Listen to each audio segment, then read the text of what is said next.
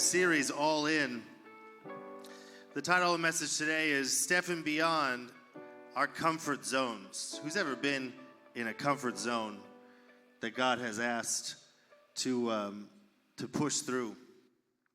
I have a funny story. I'm glad Callie stopped playing behind me because it would have been a weird transition with this story.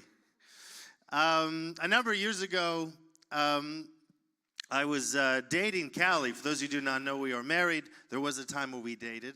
And I had to choose to take her out on a date. Who's ever been there before?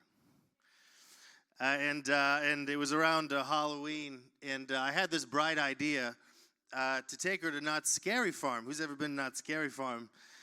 I had gone when I was about Jude's age. And I had went because there was a girl I liked. And I wanted to create an environment where we might hold hands. Come on, somebody. I was thinking through the process. And it worked. It worked real well. We held hands the whole night. And so older, I thought, hey, wouldn't that be kind of a fun idea to take my girlfriend at the time, who'd become my wife, to Knott's Scary Farm. And I did not realize how scary it was. I'll be honest. When I was younger, it made sense. But when you're older, it's just a headache. And if you've ever been there before, for those who watch it online, Knott's Scary Farm is typically throughout the year, it's called Knott's Berry Farm. And it's this theme park. And so during the month of October, they exchange it over to be spooky and scary. And they have all these mazes. And I remember when we walked in, they had all these different mazes. And a lot of the mazes were, I'll be honest with you, really scary. Like, they were way too much. It was like, I thought it would be kind of scary. It was more like horror film. So we were trying to figure it out, and so I picked the least scariest one. It was a corn maze. It was a pumpkin maze. And I remember that we went in to the maze, and we were kind of going through it. And I never forget this. We got to a place, it was in the middle of the maze, where they had this massive pumpkin. Like, it was huge. And I remember being so freaked out because you just came around this corner and you see this 10-foot pumpkin that I immediately ran around Callie and hid behind her. And after we got out of the maze, she turned to me and she goes, "Why'd you do that?" I think in her mind she thought it might have been a red flag. Have you ever been on a date and the guy did something, red flagged you? I gotta tell, she like red flagged the play. And she was like, "Stefan, like, why did you not protect me? Why did you hide behind me?" And I said, honestly, I go, "Honey, I'm like a 29-year-old man. If that pumpkin eats me, no one will know. If you die, a really pretty blonde girl, like, the world will know. It'll be on CNN. There'll be a national manhunt for this pumpkin. The park will close. There'll be an insurance payout. It's a very different situation between us." And I remember just being so outside of my comfort zone. Who's ever been outside of their comfort zone and you didn't choose to be in that situation? Other times, sometimes you find yourself in situations where you're outside your comfort zone. Other times, you're called into a situation where you're outside your comfort zone. When I was a number of years ago, too, I was at this event that my uncle does, my Uncle Tim, called the Hollywood Bible Study. And so when Tim used to do this, it was a real scene. They had hundreds of people. I remember this one night, El DeBarge was playing the piano. Anyone who knows El DeBarge is? Smokey Robinson was there. It was real wild. And so I never forget this. Tim did this thing at the end, Blessings and Challenges, where he had everyone stand up and put their hands up and pray for blessings and challenges. And so you had hundreds of people like this. I'll never forget this. He got out from stage and gave me the microphone and said, "Hey, do you mind closing for me?" And just walked out of the building. And I was about 18 years of age. And I remember I had to get up there. And I was so out of my comfort zone, never having really spoken much before, and having 400 people in God's presence. And I remember praying. I don't know what happened. I blacked out. I just remember getting up there, and at the end, everybody left. So I guess it worked out. And I was so out of my comfort zone. And so sometimes we find ourselves in moments where we find ourselves outside of our comfort zone, but also it's very common that we get called outside of our comfort zone. We get called in order to stretch ourselves, to put ourselves in a new situation we've never been before. And so that's what happens with Jesus, is I think so often in life, again, we might find ourselves in a situation where we're out of our comfort zone, but I believe that one of the things that God does is he will call us outside of our comfort zone. I think it's a part of the faith journey that he'll ask us to step out of what we find to be comfortable. And he has a reason for that. There's a great story in the Bible, which I want to read today, Matthew 14:22, about Peter stepping out of the boat. We've heard this story, but I want to read it. Immediately, Jesus made the disciples get into the boat and go on ahead of him to the other side, while he dismissed the crowd. After he had dismissed them, he went up on a mountainside by himself to pray. Later that night, he was there alone, and the boat was already a considerable distance from the land, buffeted by the waves because the wind was against it. Shortly before dawn, Jesus went out to them, walking on the lake. Someone say, that's wild. When the disciples saw him walking on the lake, they were terrified. It's a ghost, they said, and they cried out in fear. But Jesus immediately said to them, take courage. It is I. Don't be afraid.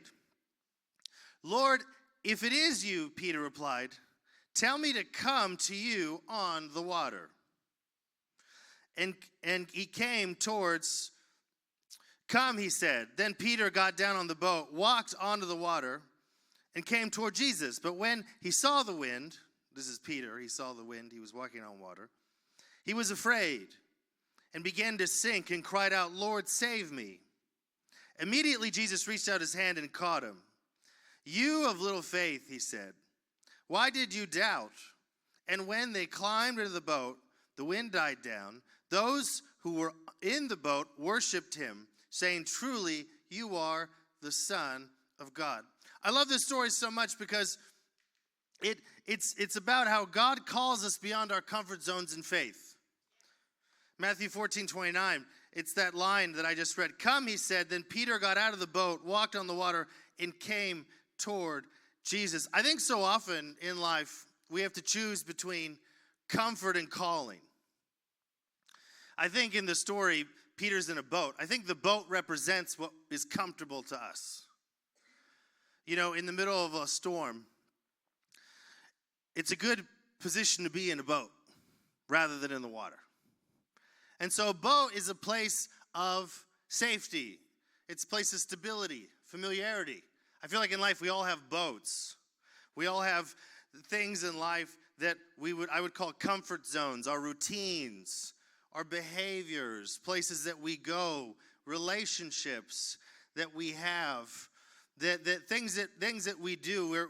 We're creatures of habit.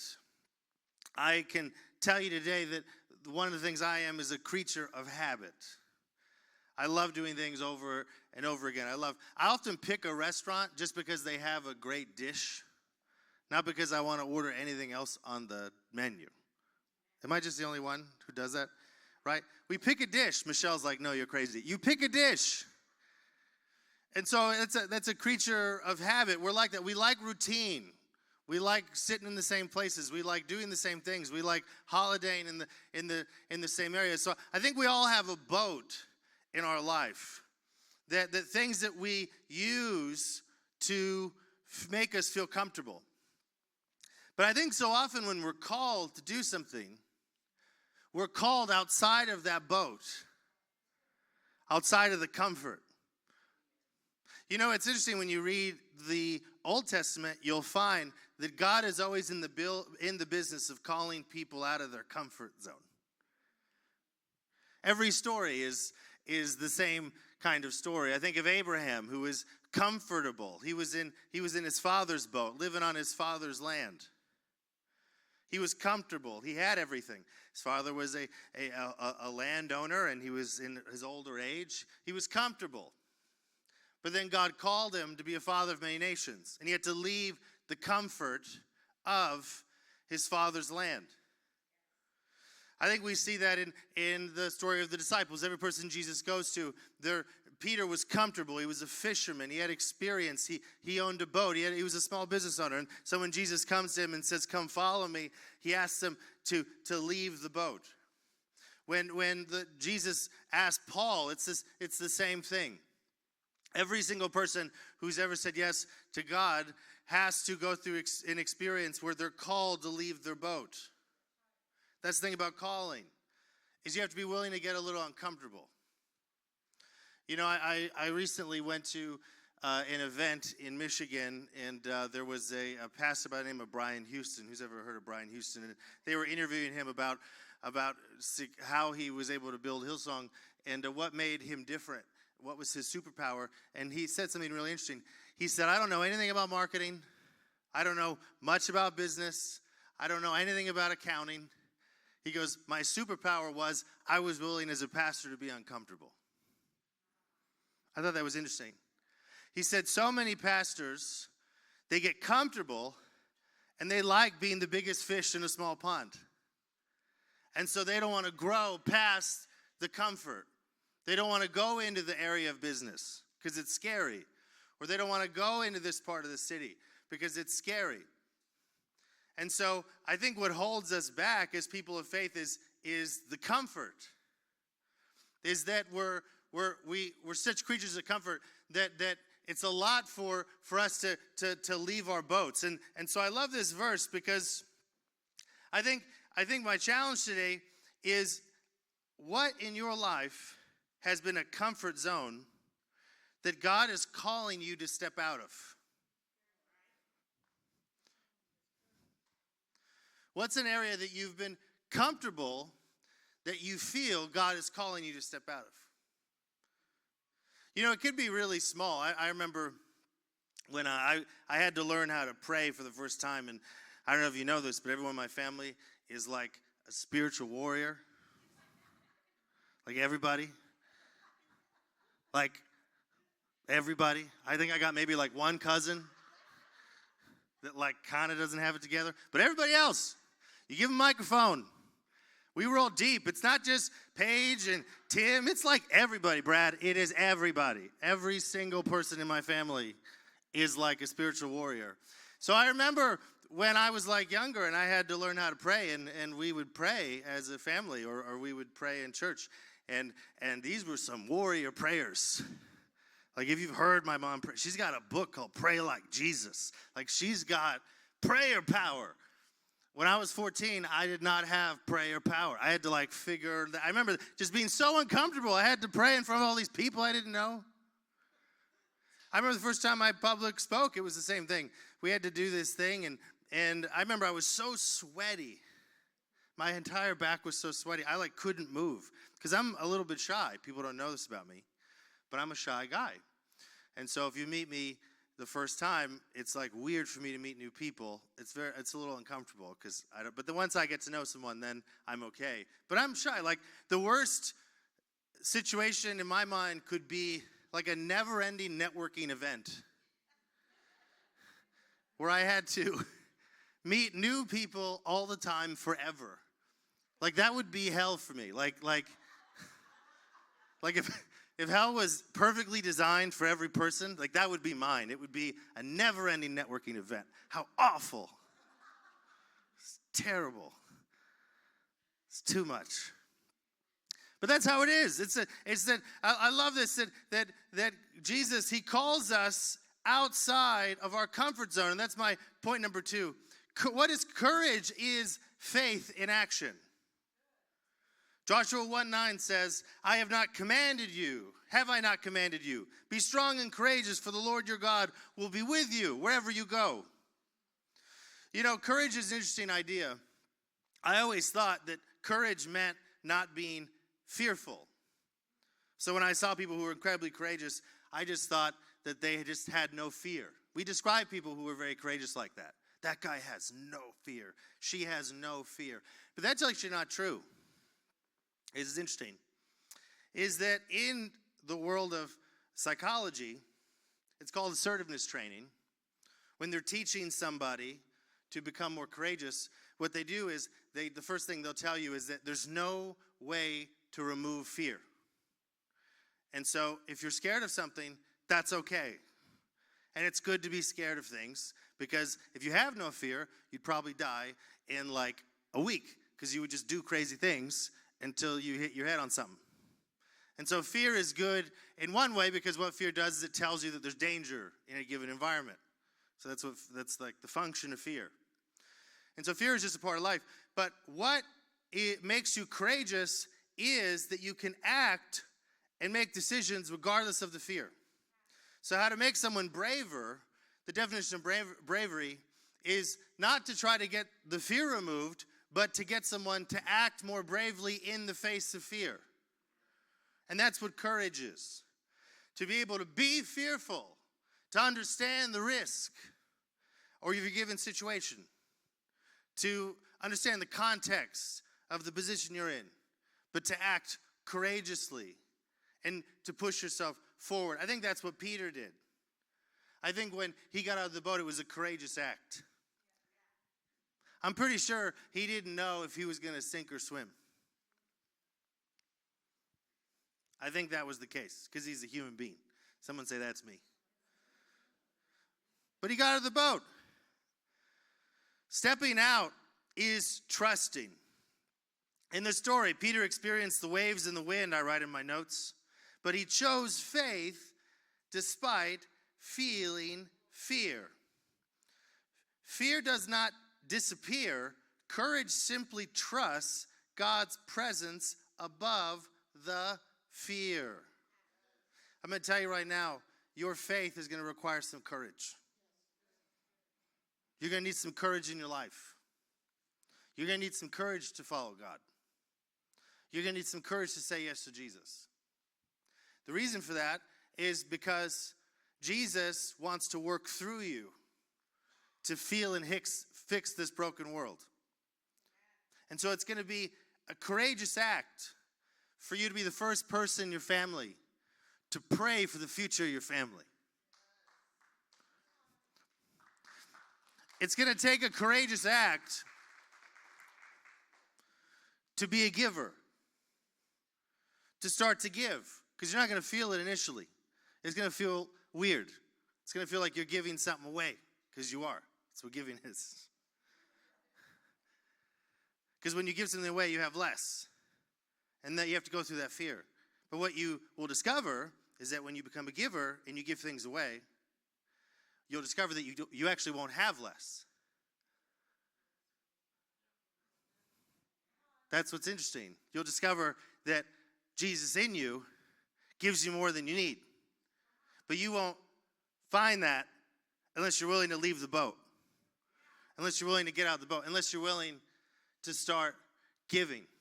I remember in my own life, I remember when I became lead pastor of this church, the first thing that we did was we restructured the budget, and I remember that I gave my salary away, for those of you who do not know. And I would say the first 2 weeks were really scary. Because I remember, and I'm open about this, I did it without knowing where the money was going to come the following month.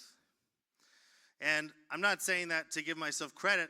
I'm just saying that because the way this church is built is through a lot of us doing that. That's what giving looks like. And I remember I was really like scared about it. I felt God asked me to do it, and I remember I did it, but I didn't know how it was going to work the following month. And I remember that fear, and then something interesting happened that within 14 days, my company brought in enough clients to offset my salary. And I remember going through that process and then being months later and realizing, oh my gosh, like if I say yes to what Jesus is saying to me, even when I'm giving something away, I'm not going to go into lack. I'm going to find more. It was a real blockbuster of a moment in the movie of my life. Well, you realize that. I think that's what Jesus is doing with Peter. I think that Jesus knew that Peter was going to be the disciple on the day of Pentecost, who was going to be witnessing to the resurrected Christ.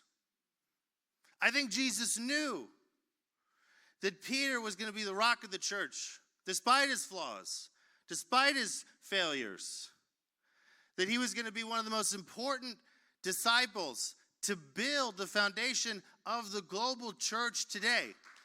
I think Jesus knew that. And so I believe when he asked Peter to step out of the boat, he was giving Peter an assignment to exercise his courage. Because he knew that if Peter could learn to step out of his comfort zone, if Peter could be the kind of person that knew how to jump over the side of the boat and trust in the Lord, God could do something with that Peter. God could work through that Peter. God could give that Peter assignments. He could give that Peter a calling. That's one of the most important things about serving. And this is why I'm such a big believer in serving. When you serve, that is the number one path for leadership. When you take ownership, even if it's small, what happens is that ownership leads to agency. This is what people, I think, really miss. If you want God to move in your family's life, and then you make the decision to take the responsibility to pray for your family, and to go to church, and to serve the Lord, what ends up happening is God now has someone in your family who knows how to step out in faith. And so the way God changes things is he calls a person. He calls a person to a city. He calls a person to a nation. He calls a person to a church. He calls a person to a team. And then what happens is through them, he calls other people. And then now you have a church. And now a church is, as my mom said earlier today, the word church comes from the Greek word ecclesia, which literally means a people called together under one purpose. And so now you have a people, you have a family, you have a team that are working towards a common vision to change that city. And so it's through that, the individual acts of courage, the collective, all-in, buy-in of a church that becomes the conduit for all the things that God wants to do in that city, in that church, in that mission. Does that make sense? And so what Jesus is doing with his disciples is he's showing them the path of faith. Is that the first thing is, I'm going to call you. After I reveal myself to you, I'm going to call you. That's God does. He calls us. And he often will call us to leave what is comfortable, to put ourselves in a position of stretching. But it's within the stretching and the act of courage, the practice of daily courage, that we become the people that God calls us to be. And this is point number 3. Your growth happens in the risk. Matthew 14:31 says, immediately Jesus reached out his hand and caught him. You have little faith, he said, why do you doubt? I love this verse so much because I think there's a distinction between risk and reward. So Peter faltered, but he experienced Jesus' immediate grace. I think that we discover the goodness of God when we put ourselves in a position of having to discover that goodness. You know, I've been an entrepreneur for a while, and one of the things I love about entrepreneurship is that you will often say yes to things before you know how to do them. Who's ever been there? There's been moments where my wife has heard me on a call, and I've told the client, 100%, we can 100% do that. And then Callie will come to me and go, can you really do that? I go, in about 3 weeks, we'll be able to do that. I think that we grow the most when we put ourselves in positions where we have to risk. That's the courage. You know, I think one of the reasons why many people don't pray is because prayer is risky. Because what happens if it doesn't happen? If you think about it. I think that's why people are scared of it, because what does it mean if it doesn't happen? Does it mean that Jesus didn't hear me? Does it mean that my prayer was incorrect? Does that mean I'm really out here alone on this rock floating around? Like, when you start praying, a lot of questions follow the prayer. Because you have to, when you put yourself in a situation where you have to rely on God, what happens is you have to then ask the question, is God real? Is he really who he says he is? Does he really hear me? Does he really think this about me? Do I really have this authority? But what you discover is when you're willing to be courageous, that's the moment you'll discover the grace of God the most. You give a clap for that. And then if our worship team could come out, that would be amazing. We discover it only in obedience, when we're willing to risk things. I want to read this point number 4.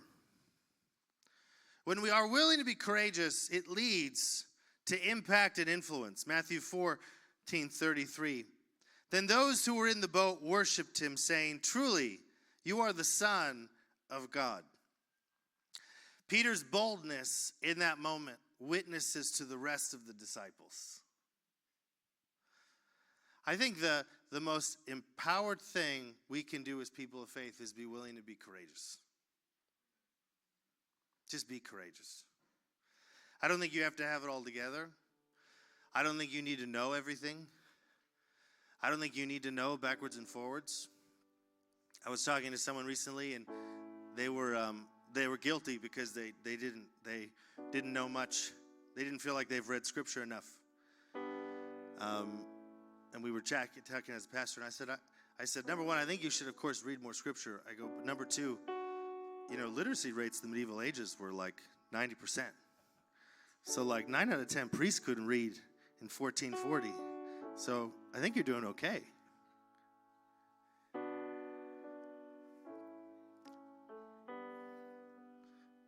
There's something about just saying yes to God.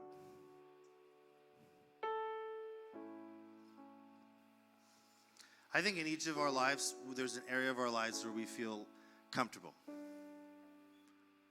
Maybe it's in the area of giving. Maybe it's in the area of serving. Maybe it's in the area of prayer. Maybe it's a personal thing.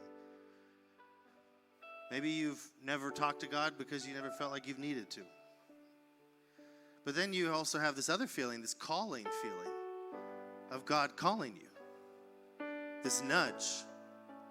This feeling, I know I need to start giving. Man, I know I need to start serving. I know I need to start praying for him. I know I need to be seeking God. That's God. God is a voluntary God. Me and Brad talk about this a lot.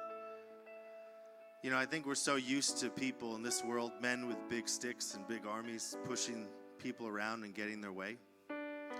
But the way that God interacts with us, he comes with an invitation. He invites you to join in. He's not going to do it by force. He provides you an invitation. He provides you a nudge. He starts to talk to you. He puts it on your heart. That's what we mean when we say something's put on our heart. What does that mean, Pastor Stefan? That means that we develop a longing for something. I have a longing to see my family changed. I have a longing to see my city change. I don't know what that is. I have a longing to see youth in our church be brought up. I have a longing to see that's the Spirit in you. That's the desire of God that's creating that longing that's speaking to you and saying. That's what a calling looks like. It's an invitation. And if you say yes to that, and even in the smallest of ways, you're going to be a little bit out of your comfort zone. That's how it is. It always is. I feel like I'm called to speak. Ooh, that's a little bit out of my comfort zone. I feel like I'm called to lead. Man, that's under my comfort. I feel like I'm called to be an usher. I've never ushered before. I ushered that one wedding, and it was terrible. I was the worst usher in the history of the world. I don't know why God is telling me that I need to be an usher. That's a crazy thing. God, like, why? Why would you do this to me?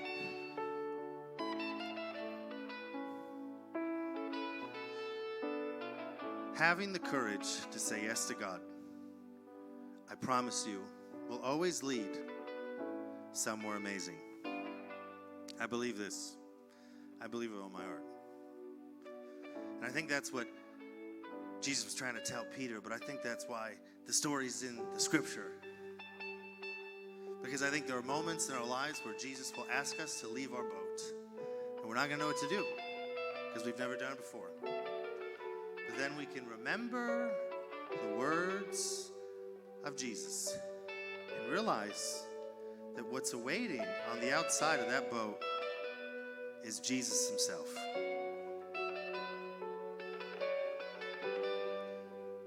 Knock and the door shall be opened to you. Seek and you shall find. The way to discover more of him is to say yes when he calls. I'm done preaching. Let's give the Lord a clap.